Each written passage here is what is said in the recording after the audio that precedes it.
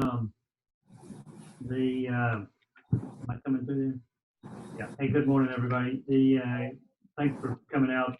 Stephen, I appreciate you setting it all up for us, putting together in some sense. And it helps to have a headliner like Casey. So Casey, I'm going to let you tell us what you know. Thanks, everybody. This project started so many years ago, it's hard to remember how long it's been going on, but we finally have version 3 of the zoning code. And we have not started the official city comment period yet, but they released this, and then the coronavirus situation hit, and they've just sort of given us an extended review period by releasing the draft, but not starting the official 30-day comment period. So we have a little bit more of an opportunity to figure out what's going on with this new version, you know, and organize our thoughts and response and strategy for it than we would have otherwise had. So if there's one good thing from the coronavirus, that may be it. At a high level, you're not going to see a compare version between version 2 that we saw last year and version 3. There's so many changes that it wouldn't be of any use to anybody. This version 3 of the zoning code is more like the current zoning code than it was like the previous draft. And so I've tried to, you know, on the memo that went around, tried to just bullet point a couple of big picture items so people, you know, get the drift of these changes.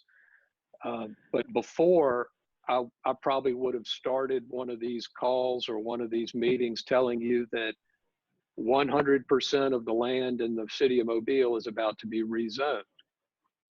And that's what they had planned to do. Now 0% of the land in Mobile is going to be rezoned. The existing zoning map is staying the same. The existing zoning classifications are staying the same. So if you're B2 today, you're going to be B2 after this zoning code is adopted. Now, that's at least the intent of it.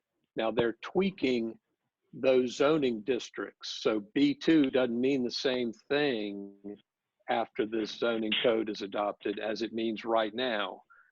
But no one's getting downzoned, no one's getting crammed, you know, out of B3 into something lesser than that. It's all staying generally the same with some tweaks. So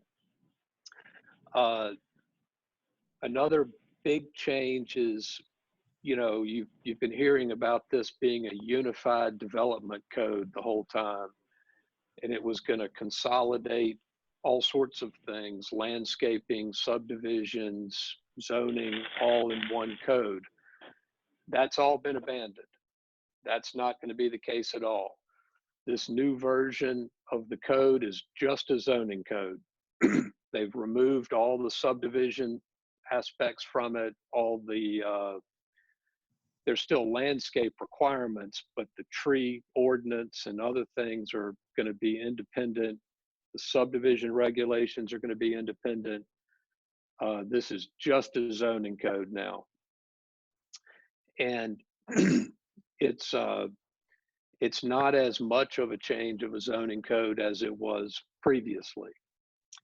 It still has some form-based components to it, where they're worried about the style of your building and the look of your building. But now that's only going to apply to commercial developments and multifamily residential. It's not going to apply to single-family residential new construction anymore. So there are a couple of different things that I think would be helpful that the group, y'all's group, can do to help me get my arms around this code. One of the documents that I asked be sent around is the use table. And this is critical to how they're going to implement their new code with the existing zoning districts. They've consolidated and summarized a lot of the use table that we currently have, which was 50 some odd pages long, down to about 15 pages. And it appears that all the uses that were previously allowed in a particular district like B2 are still allowed in B2. It doesn't look like they took things out of zoning districts. They've added some things to make more uses available, and I'll talk about that later, about some specific ones, but it looks like they, even though they changed a lot of the categories and made them more general instead of as specific as they were under the current code, it looks like they tried to leave all the uses intact. So if you have something that's B2 right now, and you've got some use going on that complies with B2, after this new code is adopted and you're still B2, that use is still a permitted use by right. Not just a grandfathering issue, but a use permitted by right. But there's such a big change in how they described what some of these things are. It will help if y'all can focus on the use chart to A, make sure the uses are all still here on the list, and B, that they are all still allowed in the properties that you know so intimately well. It was this was the source of most of the comments that I think the city got from the public and from us and from other people is, hey, you're downzoning my property, or hey, you took away my uses on this, and now I'm going to be non-conforming, and then that leads to other problems. And so I think part of what the city is clearly trying to do is build support for this new code. One of the ways they're doing this is taking away objections. One of the ways to take away the fear and the primary objection is to not change the zoning for your property, for any property. And so they've tried to do that, but they have monkeyed with this use table. And I've gone through it as best I can. I've tried to compare it to the previous code, the current code, the previous draft of the zoning code, and make some sense out of it. And it looks like they're opening up more uses rather than restricting uses. But it'll help if y'all can, look at it in the context of the properties that you're interested in or that you manage or own, that you're familiar with, and verify that. Because I think it's going to help identify some things that way. Now, one of the things that we worked on pretty hard after or during the version 2 of the code was they didn't have a good B3 zoning district equivalent. And we created what's they called a commercial warehouse district to try to add into their menu of options for future zoning districts. Interestingly, even though they're keeping all the old districts, they also want to keep this new commercial warehouse district. And that commercial warehouse district is going to be added to the menu of zoning district options, even though no property is going to be zoned that as part of this adoption, it's going to be a district that you could rezone your property to. And additionally, they've kept the maritime districts. There are 3 maritime mixed, maritime light, maritime heavy as additional districts in addition to the current districts that we have that are down there along the waterfront, which are primarily, industrial. So we've got some additional districts that people can choose to zone to in addition to keeping all the current districts. And so that CW district and the maritime districts, if these are areas that, like that you work in, it would be helpful if you can also look at those chart of permitted uses for what the city proposes to allow in those districts to see if they've added all the uses we need in order to make these new districts be viable and work, because it could provide an additional tool, that may give you some additional. You may want to zone away from B2 or B3 to the CW district, and but part of that is getting the use table right for those things. So that's kind of a plea for help from the group as a whole.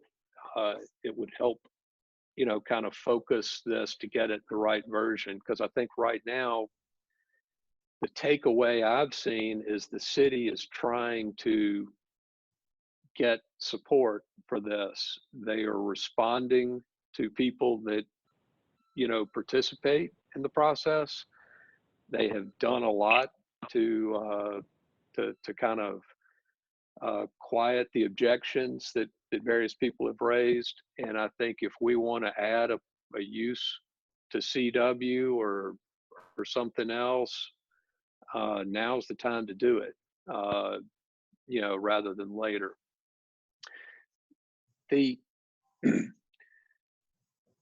There are a couple of other things that are interesting in the code.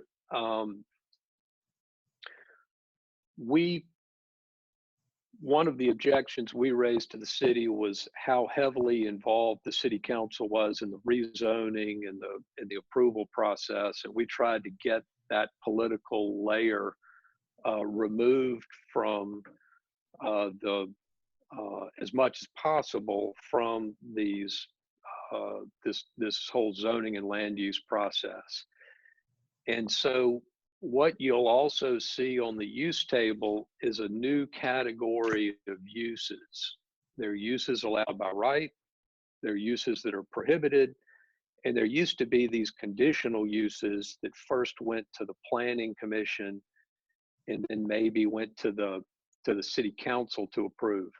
Those 3 things are still there, but there's also a new category called a special exception.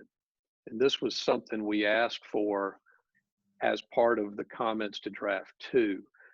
These special exceptions don't go to the planning commission and then the city council. They just go to the zoning board of adjustment and appeals, which I get is still a administrative body of the city, but it's less political than the other options. And so you'll see that there's some uses that have some neighborhood objections typically, but not a citywide type objection. And those are the types of things they've tried to group into this zoning board approval, where you might be you're presumptively allowed to do these uses, but it just may have to have a few conditions imposed on it in order to make it tolerable to the immediate neighbors or the immediate neighborhood. And so it gives us another tool to kind of add a use to a zoning district that maybe you couldn't do before, that you might want to add as a special exception, change it from being prohibited to a special exception, or change it from being a conditional use to a special exception, you will find that procedure to get the special exception much faster, much less political than if you had to go for a full rezoning or if you had to go for a conditional use. And so I think that is that's going to be an improvement for a lot of y'all looking at a new tenant that comes in, but that's going to require a rezoning, and all of a sudden people start balking at how long that's going to take and how much it's going to cost and what the risk is, and it might open Pandora's box for a bunch of other things that the city may want from you at that point. The special exception avenue might be will be a much more appealing option. And so, that's an additional feature under this version of the code that, that I think could make tweaking or changing the entitlements for your property a little more accessible. One of the other main issues that we ran into in the previous zoning code was the procedure involved was going to be very long, longer than now, very expensive, because you're going to need a lot of your design professionals on board with plans in advance before you could have your first meeting with the city. You were going to have mandatory neighborhood meetings before you could even apply for whatever it was you were trying to do. And they've definitely taken a swing at softening that. Now, instead of requiring a pre-application neighborhood meeting, you can have a pre-application neighborhood meeting, or you could apply and have that neighborhood meeting before the hearing. And so it doesn't necessarily slow down your timeline. So, that was a direct accommodation for us raising a question over the inordinate delay that this procedure was going to build in. There's still mandatory neighborhood meetings for certain types of changes to the code, but there are not as many neighborhood meetings required, or not as many things trigger a mandatory neighborhood meeting. And like I said, you can go ahead and file and get on an agenda and get on a timeline and then do your neighborhood meeting under this draft of the code. So I think they've tried to, it's certainly not more streamlined than the current timeline. It's longer, not shorter than the current timeline, but it's not as long as the previous draft was going to make it be. Another main issue that people had as a concern was the previous code was going to make just about every commercial building that were in, quote, traditional zoning areas non-conforming. A lot of buildings were going to be non-conforming in multiple ways,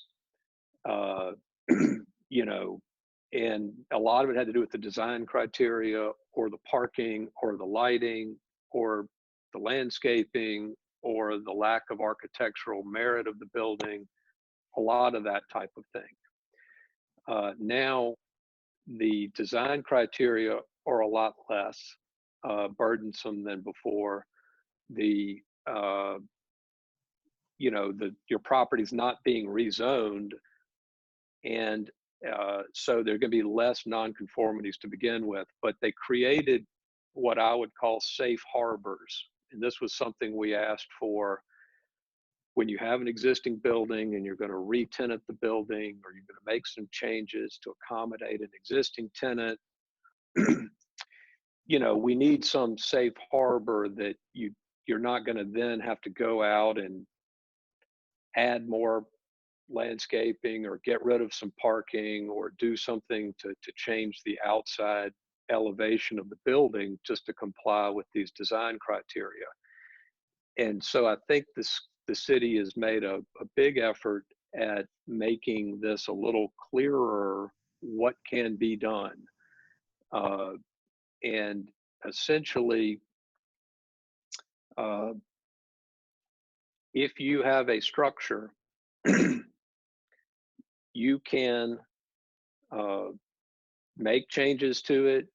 You can do anything you want to do without having to bring it into compliance with the design criteria of this form-based aspect of the zoning code, as long as you don't increase the square footage of the building by more than 50% or change the exterior elevation of the building, make it taller, for example, or something like that.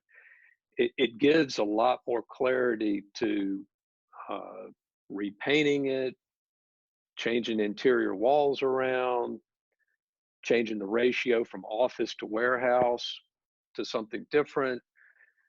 Those things might still require a new CO, particularly if you're changing the use, but they're not going to require you to bring that structure into compliance with the parking and the landscaping and the design criteria of this new code. And I think that's going to make it's going to preserve a lot of the value of your existing buildings.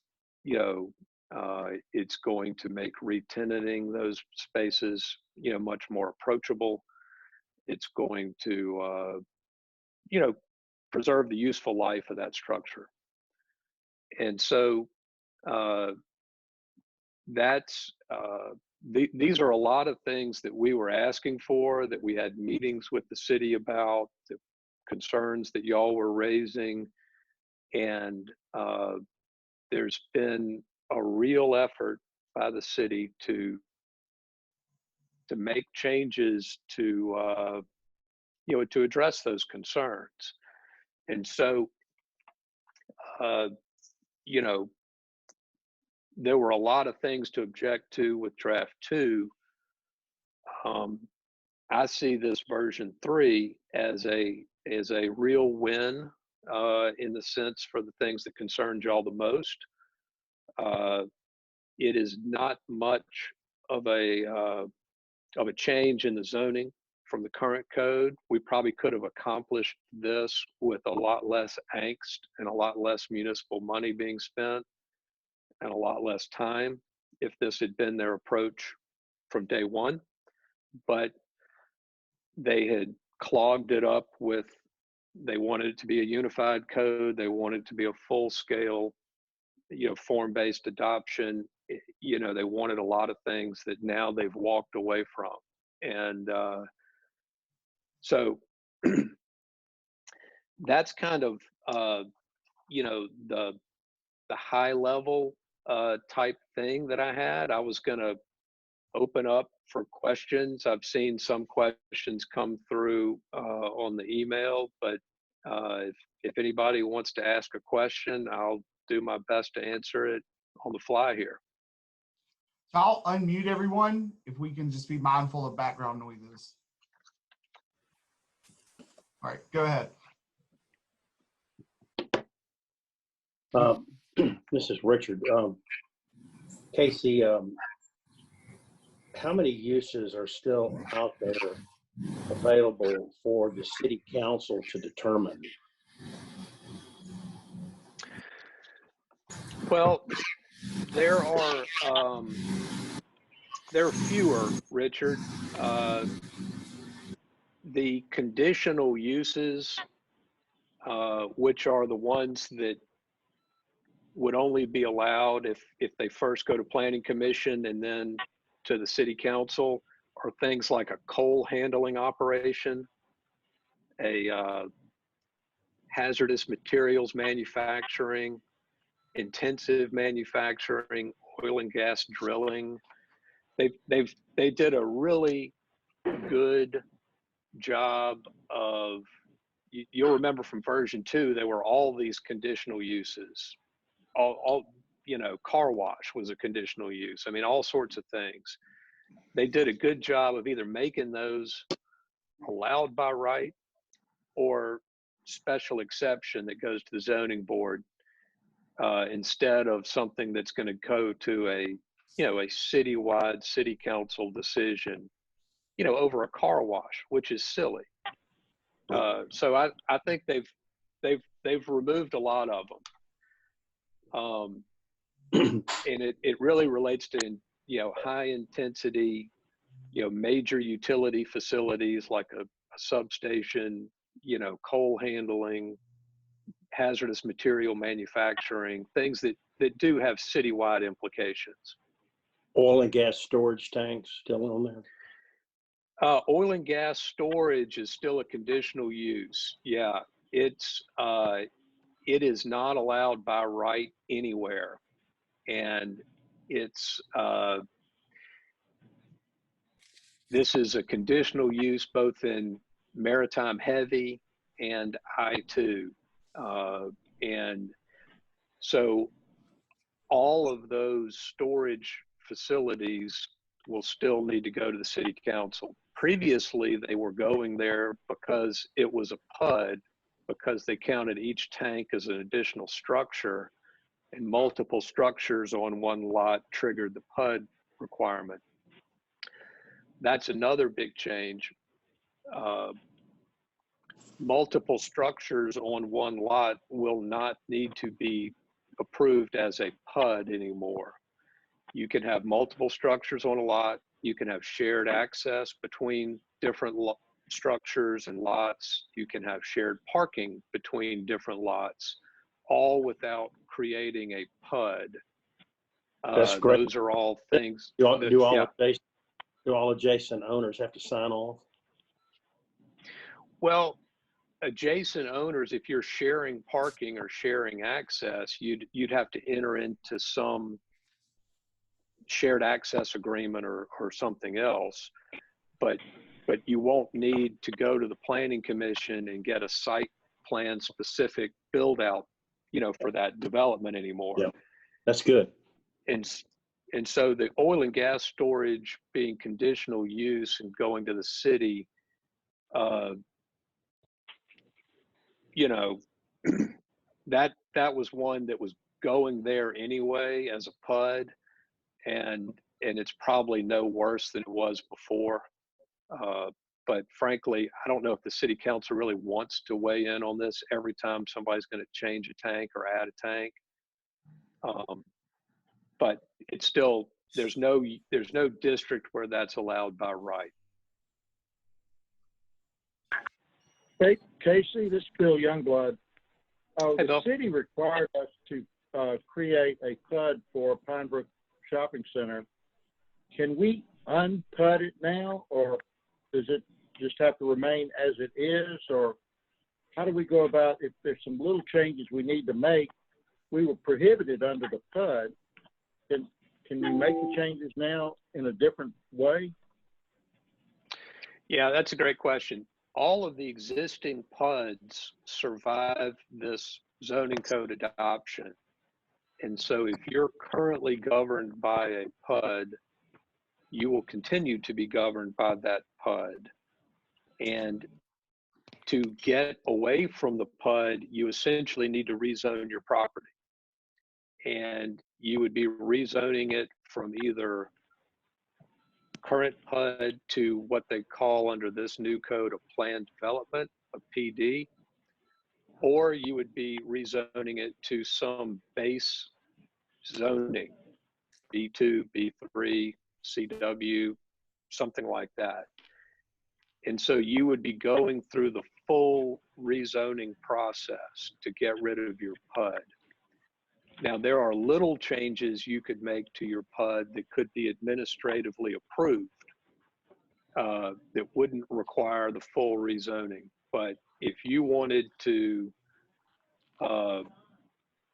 drop Pine Brook out of your PUD down to B2 or something, that would be a full rezoning.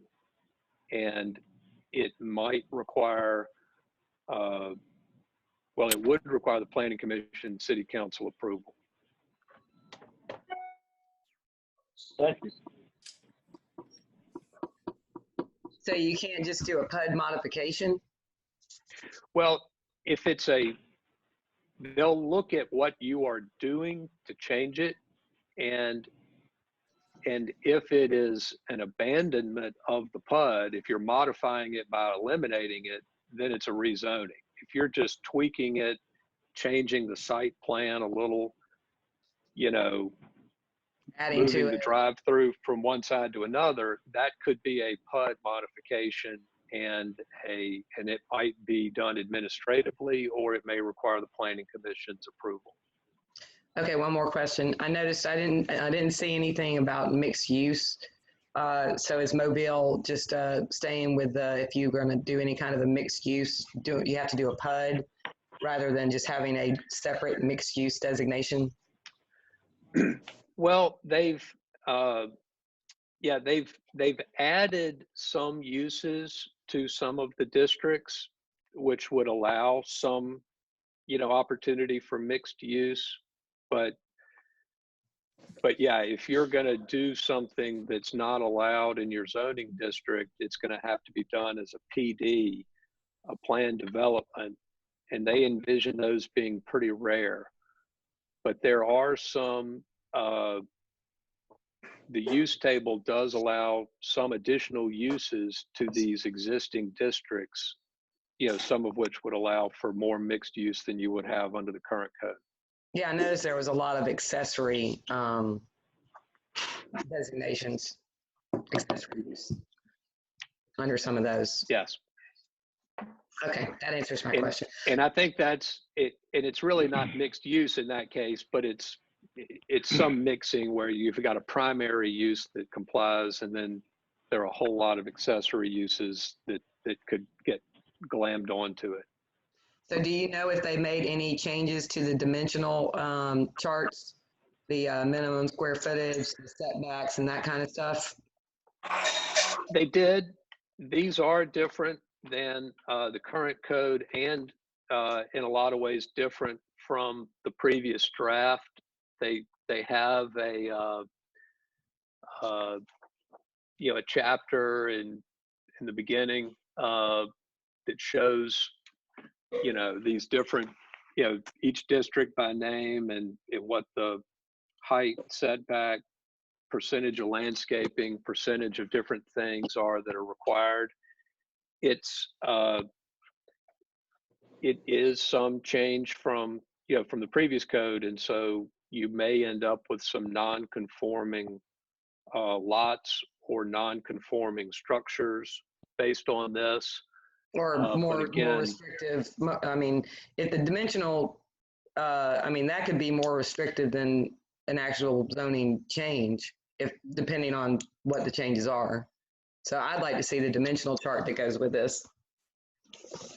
Yeah, and I can send around just that, but it's a each district has each zoning district has its chart. And one thing that you might remember from the previous draft was there was a traditional and suburban maybe split between the city. Now they call it a split between urban and suburban. And they've moved that line a little bit to try to address some concerns we raised about different areas of the town. But so what you'll see is for some districts, there's an urban dimensional standard and then a suburban dimensional standard. And essentially urban is smaller yards, more building right up on the sidewalk, that type thing. Suburban's bigger lots, more parking, bigger setbacks and those types of things. But well, let me just, I can send around. Let me elaborate on where that can become a problem because I had to deal with it in Gulf Shores when they annexed in some property and just converted it from the county zoning of B3 to the GB zoning. They have maximum building setback, and so you can build further than 20 foot back off of the main road. So that could, especially in like the urban areas, that could become a real problem where you are forced to put all of the parking for commercial use in the back of the building and not have any, visibility of parking from the road, depending on the location. So that would be something I would look out for. Yeah, and they have that. That is something that was in the previous draft, and that's something that they've continued to have here, where they are pushing buildings in certain types of buildings in certain parts of town, right up to the street. Well, that can And, be more restrictive though, because certain uses, that's just not going to be functional. So even though that doesn't change the allowable use, it technically kind of does. Yeah, any business that doesn't want parking behind the building, and the front door, on the sidewalk, doesn't want two entrances, a front door and a back door into the commercial building, it would make it a problem. Yeah, so you're restricting use by the dimensional requirements. So that's why I think the dimensional charts are really important to review with this. And there's, they previously had the urban, suburban, or the traditional line running generally along I-65. If you were west of it, you were suburban. If you were east of it, you were traditional. They've moved that further east, closer to downtown, to leave areas like Crichton and some other areas in Midtown as suburban, which are less onerous on that issue.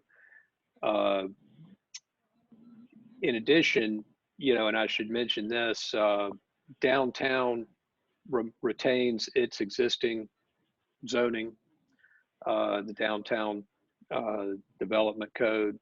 Spring Hill, has its own special zoning, which is no longer optional, it's mandatory.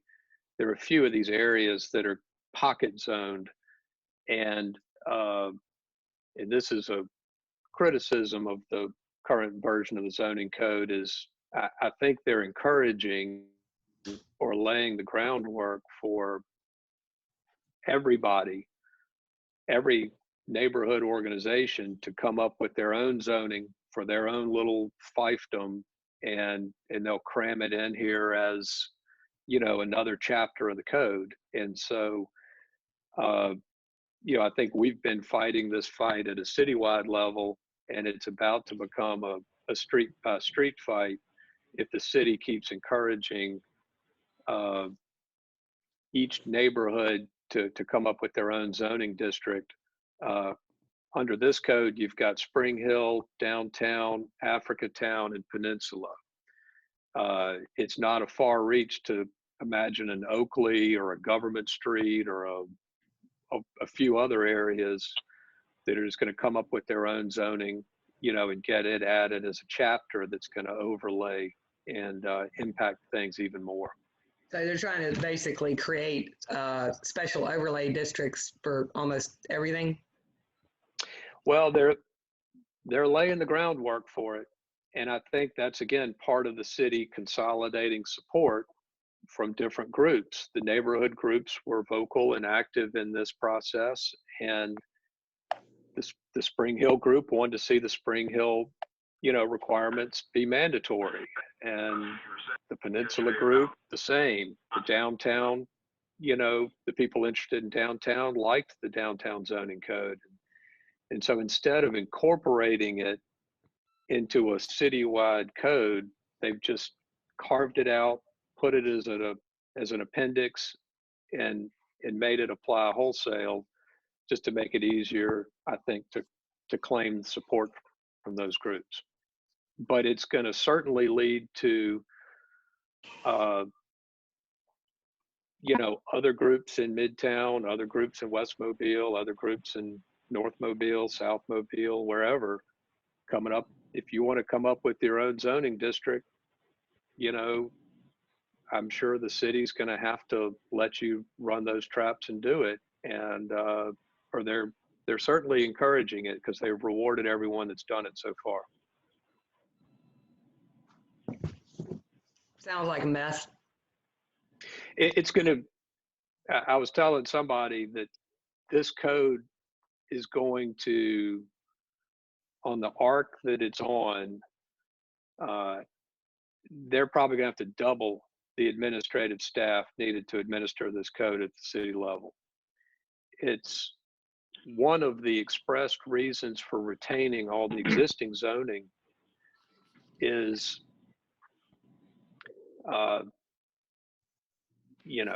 you've seen this, when you get something rezoned, it's not just B2 or B3, it's B3 with about 6 or 8 special conditions attached to it.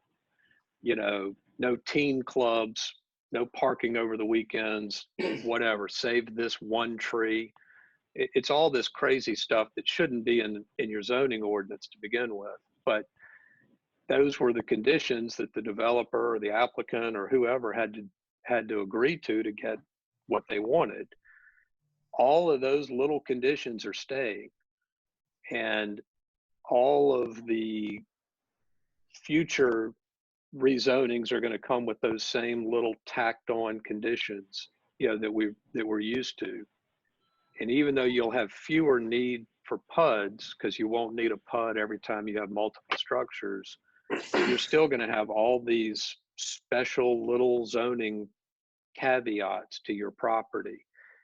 And I think as neighborhoods add on more overlays, historic district overlays are a thing. Each of these neighborhood overlays is a thing.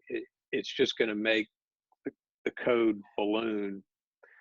And so every time somebody's going to pull a building permit, some person down at the staff level is going to have to review not just the code, but the ordinance that rezoned the property the last time, whatever overlay it's in, and God knows whatever else to do. And this all adds to the delays and the review time for permits. In Casey, It's not a good foundation for a zoning code from that perspective. I think this is just sort of a Frankenstein code in order to get enough support from people that were threatened by the previous code. Political. Casey, Bill Youngblood again, you may have already addressed this. Do you have an updated map that shows the moving of the lines and so on? The map, yeah, there's a map available on the city's website, this Map for Mobile thing. It's really, you kind of have to go on the computer and move around. If you print the map, it's not the greatest thing to use, but the zoning map is the same as the current zoning map, in terms of what each particular parcel is zoned. That's not changing. The only real addition is this line between whether you're B2 urban and B2 suburban.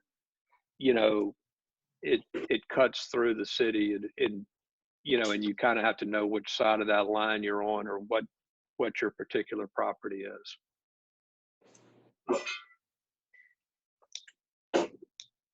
And so there's a whole lot of information, and like I said, our clock is not ticking to submit comments to the city. You can submit them if you want, and there's a portal to submit them online, and I've already submitted some, but we're not in the 30-day comment period. But what they're going to do eventually, when Shayla Biko is available to go tour and present to our group and to other groups, and they start this comment period, they'll then consolidate these comments, and there'll be a version 4 that comes out. And that's what they plan to be the version that goes through the hoops to get approved at the planning commission level. And moving that line around, if you're right on it, is probably something that's doable. But they definitely want to have some areas that are more dense, less parking, more form-based code built right on the sidewalk, and those areas are traditionally your downtown, midtown, urban areas.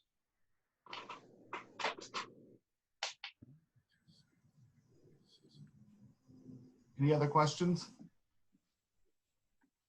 Casey, did you say you had sent out the new chart with the different definitions?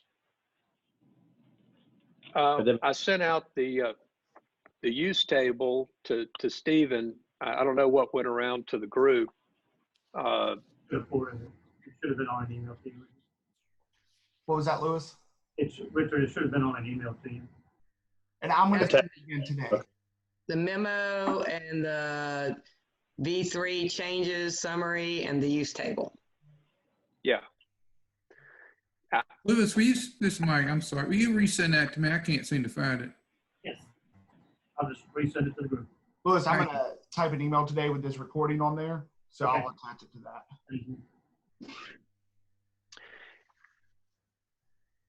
Hey, Casey, it's Mike McAleer.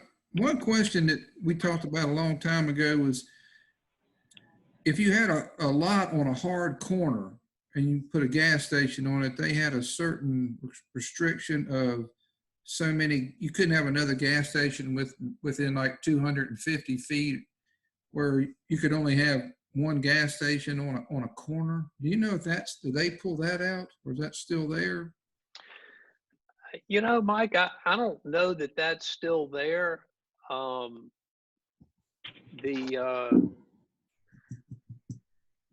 don't know that they have anything that limits the number of gas stations at a corner or within proximity of each other. I can look at that and see. Okay. You mentioned also when you were talking about re-tenanting buildings, you said, were you talking about just buildings that would be just non-conforming, or were you talking about any building, any existing structure would have to come into code if you increase the size by 50%, or is that just non-conforming buildings? No, that was just non-conforming. If you have a non-conforming structure, you can expand it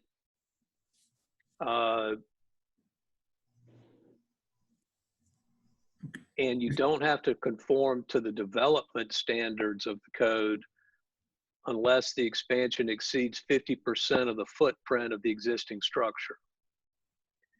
Now, you can't expand it and create a new nonconformity, like cut into your setback or something like that. But, and if you have a building that its only nonconformity is the building design, which is kind of the things like percentage of windows and, architectural features and that type of thing, you can expand a non-conforming building as long as you don't make any change to the exterior building form, height, wall, or architectural features. So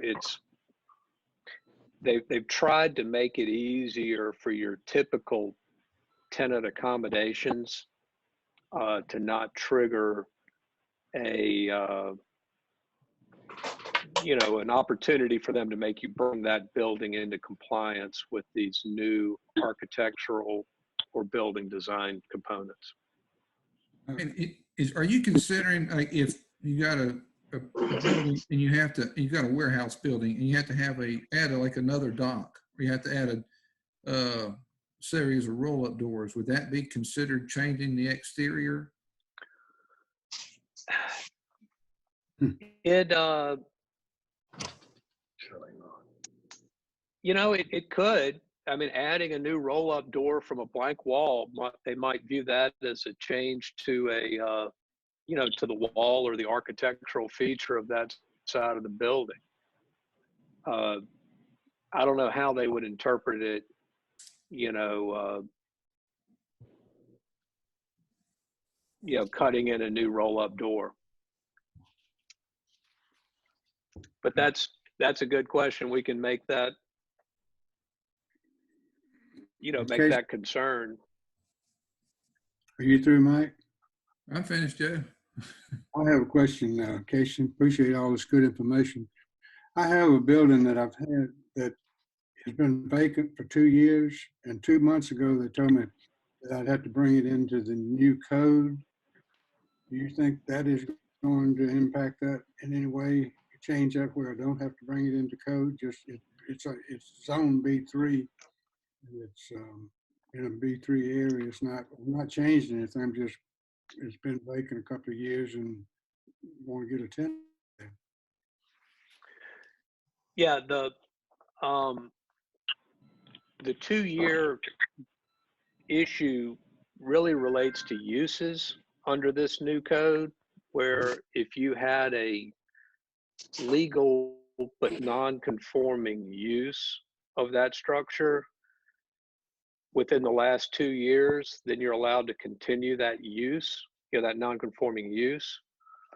It's been vacant. I don't know of anything that would really require you to bring the a non-conforming structure into compliance just by the fact that it was vacant for 2 years, unless you did one of these things to expand it beyond 50% or change an exterior feature of the building. I hadn't done any of that. No, just painted it. Yeah.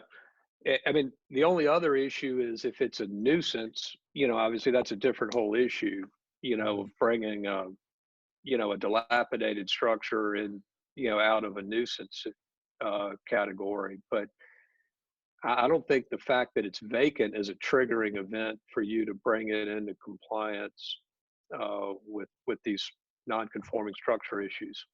Who would I just need to call Palumbo or Whistler? Yeah, Frank's definitely the one I would lead with. He's more likely to tell you what you want to hear. Okay, good. Thank you.